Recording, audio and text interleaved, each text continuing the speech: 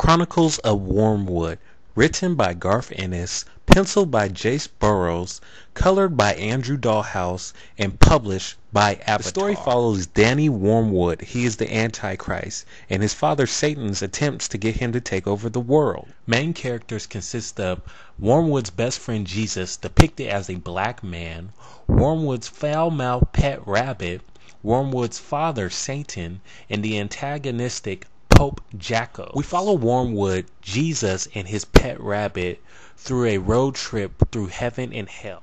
I believe Garth Ennis injects his own philosophies for entering heaven through the main character's dialogue throughout the book. Garth Ennis depicts a story where anybody can get into heaven, no matter their belief or religion, as long as they do no harm to their fellow man. Ennis also brings up touchy subjects as in redemption and forgiveness throughout his story. The story talks a lot about the history of the Roman Catholic Empire and is most critical about the Christian religion. A lot of the prophecy about the Antichrist and its characters are introduced and discussed in the story.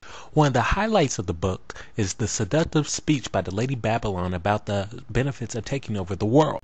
God shows up at the end in a humorous depiction, but put in an engaging act that will leave your head shaking. I think the moral of the story that Ennis was trying to convey to the readers was to stop living for religion and live more for yourself, but not to be morally harmful to others. I think it is best illustrated when we see Wormwood stick it to both beings in the story simultaneously.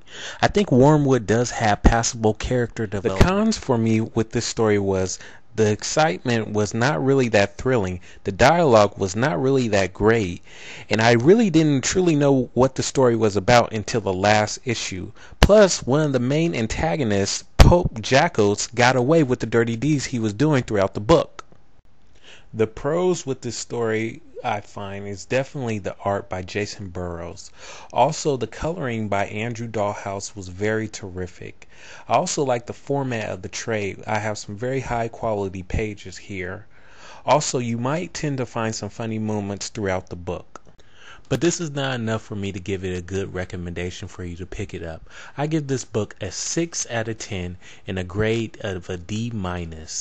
Thank you for listening to my review. If you would like to hear more, please give me a comment.